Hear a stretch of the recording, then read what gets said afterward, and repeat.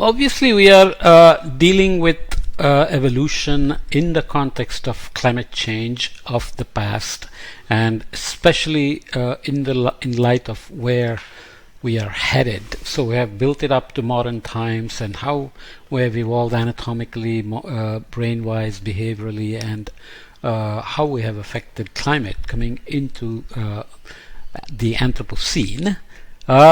The placental brain and the mammalian marsupial brain have evolved over time. We've talked about brain size increases and likely connections to intelligence and so on.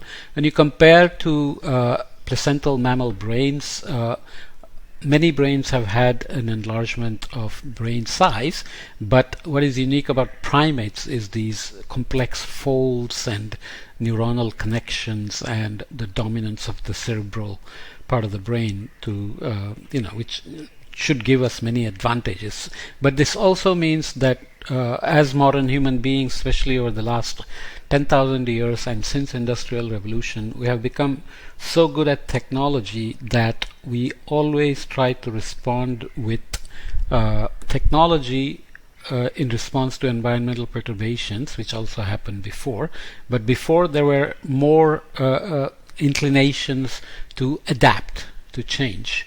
Now have we become so good at technology that we basically are not very good at anticipating change and adapting to change like our ancestors did, for example. So this is a key question which has to be kind of at least understood in a physical, metaphysical, philosophical sense, because we are going into the 21st century now with emissions that continue to increase despite the 25 years of negotiations on trying to reduce emissions. I have elsewhere details of the IPCC AR6 report and why climate change is a wicked problem that has no solutions but has to be resolved, which means it has to be resolved again and again and so on. In this context here, let's see how we worry about the future. Are we evolving still over the Holocene? Yes, we talked about that already, and in fact the brain size has been decreasing and we don't know exactly why. And epigenetic adaptation or adaptability we had, which may become genetic over time and so on. How are they responding to global warming and climate change? Many other species have been looked at, and it turns out that evolution or adaptation can happen very quickly, but does it prevent us from adapting quickly because we are so reliant on our intelligence and big brain to solve the problems rather than think of adapting and reducing the impacts? Okay, so how do we think about the future then? The Intergovernmental Panel on Climate Change keeps producing these assessment reports. Started in 1990. Now we are up to assessment report 6, which got released over 21 and 22, delayed a little bit because of the pandemic. So for the future, where we are headed, we need to know how we are going to behave. So behavioral aspects of our evolution are going to be critical, and especially in terms of how we behave in response to knowing where we are headed and the negative impacts on ourselves and many other species, right? As we said before, planet is not going anywhere, biology is not going anywhere, but some species, including us, may pay a big price if we are not careful. So these are done as scenarios for the future. They started as special assessment report emission scenarios, SR special reports on emission scenarios, and then they became representative concentration pathways, and now they are called shared socioeconomic pathways, essentially trying to understand how we will continue to emit carbon into the future for the next decade to the end of this century and beyond.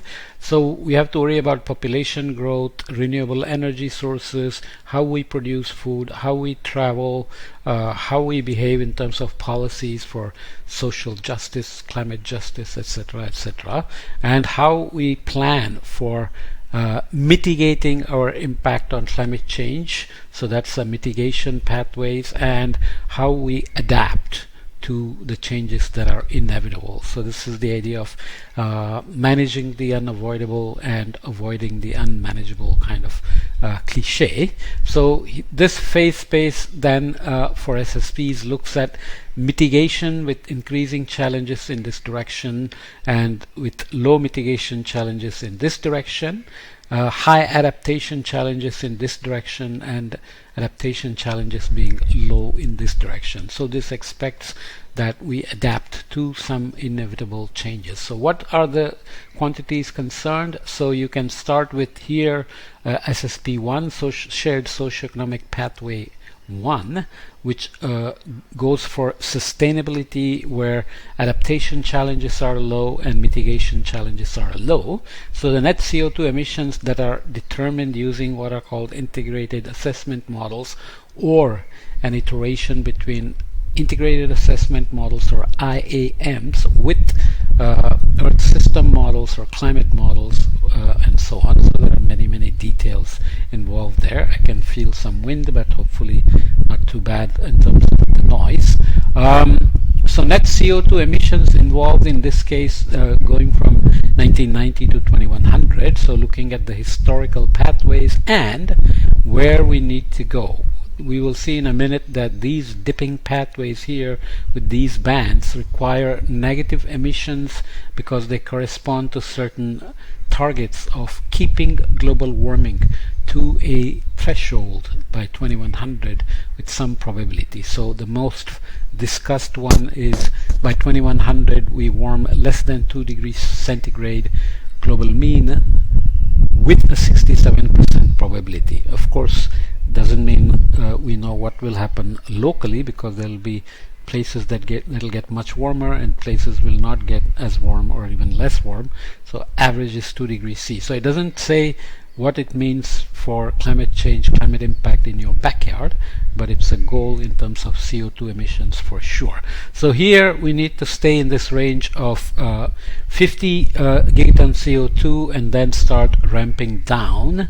Okay, so I won't go into the details of the scenarios here, which are combined with so-called baseline, which is business as usual, which takes us on these very high emission pathways, which are associated with very strong warming, which is definitely not something that we as modern human beings are not used to.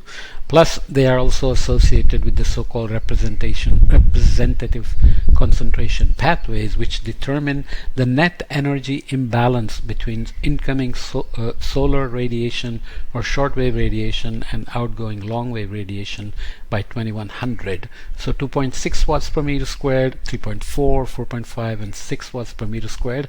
The baseline ends up being about 8.5 watts per meter squared or so. So you can see that this assures sustainability, includes all sorts of assumptions about how we will produce energy, how we will produce food, how we will travel, how we will behave and take care of each other globally and locally and so on.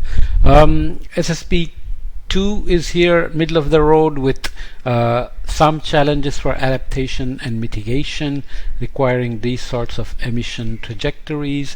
And of course SSP 3 is here, which is called regional rivalry because of the various conflicts and socio-economics and competition geopolitics playing a role. So you can see the range of warmings can go into la la land here, but with rapid growth and not caring much about mitigation or adaptation, we can keep mitigation high challenges, which means we will somehow be technologically capable of keeping the adaptation challenges to low. But you can see that the strongest warmings are 6 degrees C or above. Okay, so if we go here in SSP 4, where adaptation challenges remain high, but we reduce the mitigation challenges, then we remain in a reasonable range of but this will end up in inequality. So this is a regional rivalry, this is inequality. Obviously I'm not going into the details, but you can follow up on the IPCC reports. Associated with them are the CO2 emissions expected. You can see here SSP 5 takes us here by 2100, coming down but hitting a peak of over 130 gigaton CO2. CO2 equivalent will be even larger, because there you convert methane and N2O into global warming potential of CO2, so that adds. And then you have some sustainability pathway down here at about 20 or 25 gigaton CO2 by 2100, with middle of the road pathways stretching across here. Associated with them are of course warmings. So net CO2 emissions are shown here again for the various RCP scenarios or resulting imbalances in the historical context. We are looking at business as usual, or the baseline. So you can see baseline and the 6 watts per meter squared. There are many details. Some of the lower emissions increase in the beginning and then decrease, and so on and so forth. But the benign pathways one hopes to achieve and considered safe based on historical evidences, but not always quite scientifically derived targets. So here we are with 2 degree, less than 2 degrees C, or less than, now it's even considered less than 1.5 is better than less than 2. But of course the trajectories of emissions don't look very promising in that sense. So if we exceed these targets, what happens? Obviously nothing immediately, but if we exceed and stay there for some time, what happens? How long can we overshoot before we have to come back? So all sorts of details are hidden in these kinds of calculations. So I'll come back and continue this discussion in terms of expected human vulnerabilities, risks, and impacts of climate change that is expected if we continue with our emissions as we are doing now, versus following the SSP pathways that we just discussed. Okay, so this obviously is a continuum of how we have evolved under climate change, and how climate change has affected our evolution along the way, and where we are, and how we are affecting climate change, and how climate change will in turn affect us back, and what we need to do to just survive safely and make sure that other species don't get hammered along the way. As we said before, there is already talk about so-called sixth extinction. There have been 5 major extinctions in the past, and sixth extinction is considered because of us. But there are many details there in terms of how species actually respond to warming. Are we aware of all the possibilities of how biology survives? As they say, nature makes the rules and biology finds the loopholes. So there are corals which are thriving in warm waters, there are polar bears which are living without sea ice, and so on. That doesn't mean we don't have to care, we shouldn't care, we need not care. It just means that we need to understand how biology responds so that we can help them better to deal with the climate change we are creating. Okay?